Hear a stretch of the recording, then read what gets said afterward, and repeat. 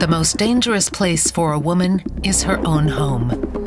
The place where, all too often, women experience physical, psychological, and sexual abuse. It was a nightmare. I was living with a monster. He beat me. He tried to kill me. 1 in 3 women in Germany today has experienced violence. The greatest danger comes from their partner or ex-partner. Men and violence, you could say they go hand in hand. Why do we talk so little about gender-based violence, even though it wounds and kills? I set out to find out more. Where does this violence come from? And why do so many people still normalize it? A morning somewhere in Germany. I can't say what city I'm in or show the front of this building. It's a women's shelter, and I need to protect the women and children who are living here. The women have all experienced domestic violence. Alexandra, who has been running the shelter since 2006, tells me what they find when they arrive. The most important thing we offer is protection, a place of safety and security, a place where they can finally rest. Because violence deeply wounds and destroys your sense of self-worth. Here, the women can begin to rebuild their strength. At the moment, 6 women and 7 children live here. They come from different countries and backgrounds and every age group.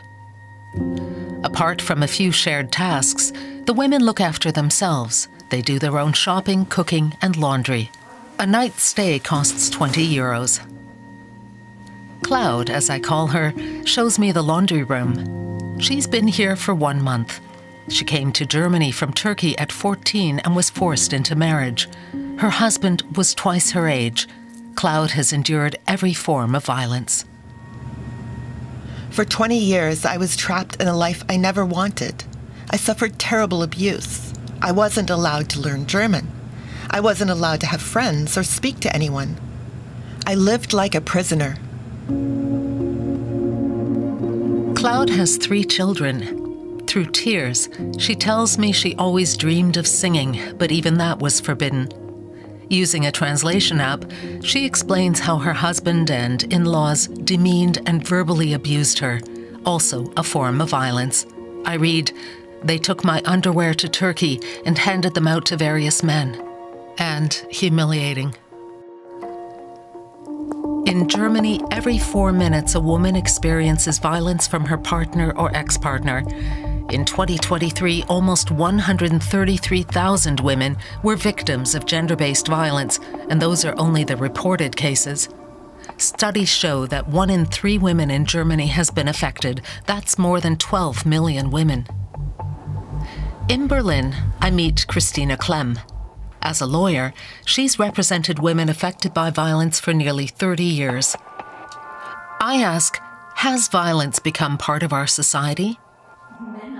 Yes, we live in a society where violence is entrenched, a society that constantly normalizes violence, as if it's inevitable that men attack women, as if it's something we simply have to accept.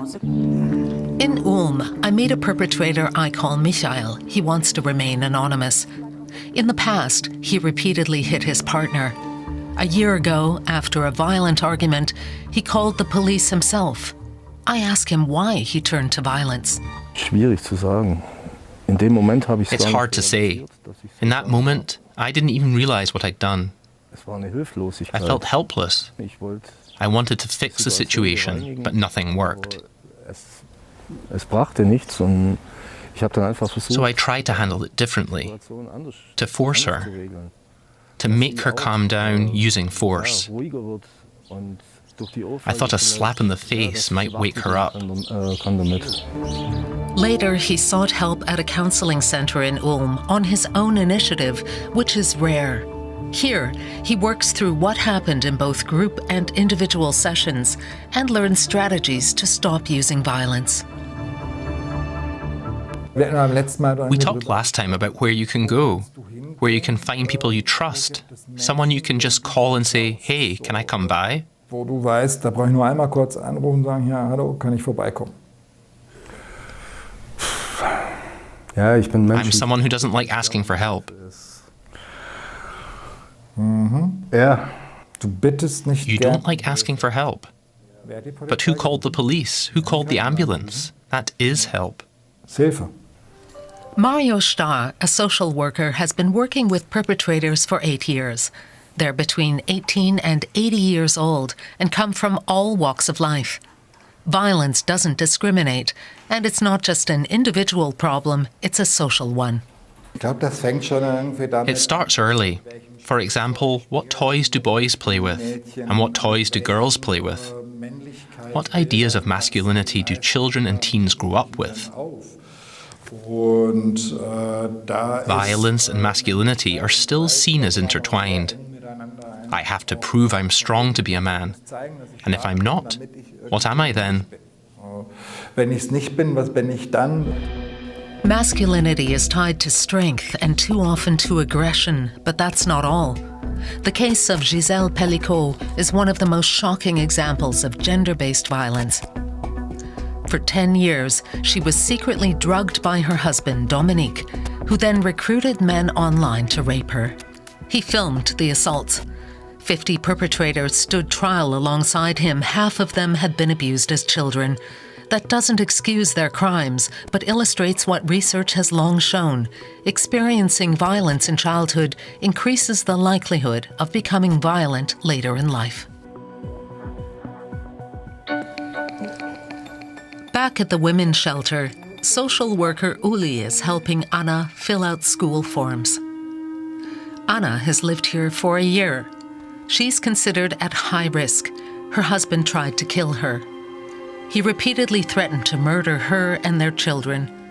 Through tears, she tells me about the morning he nearly strangled her. He was incredibly drunk and angry that day. Then everything happened so fast. I remember his hands around my neck. He called me all sorts of ugly names and screamed, "You have to die. You don't respect me. You don't do what I want." I said, "Stop. I can't breathe. Please, I have 2 children."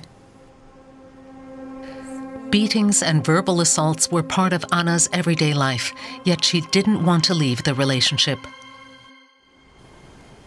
It was hard to admit that I had a violent husband.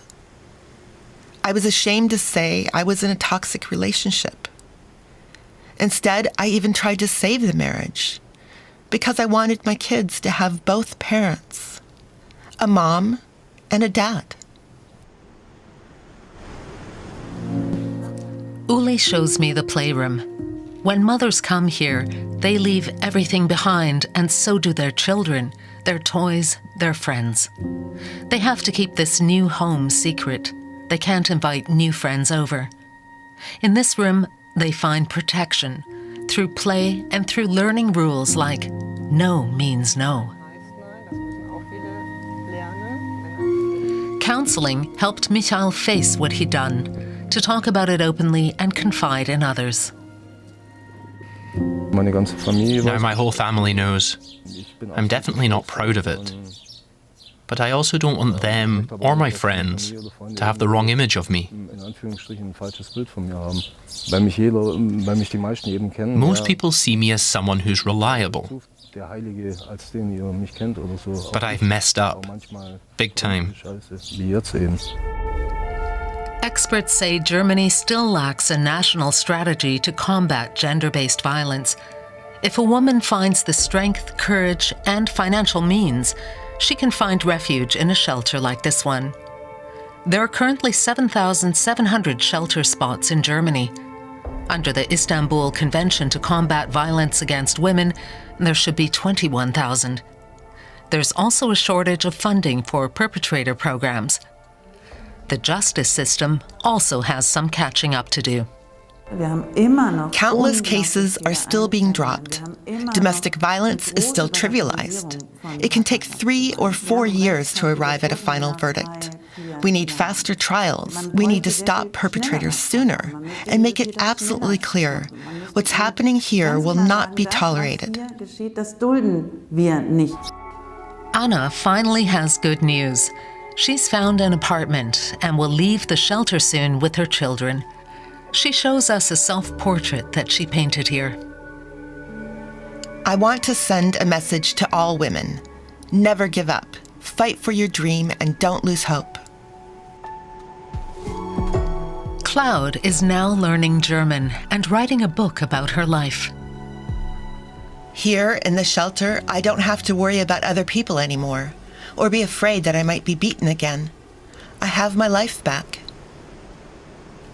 Cloud has finally found safety and a place where she can sing.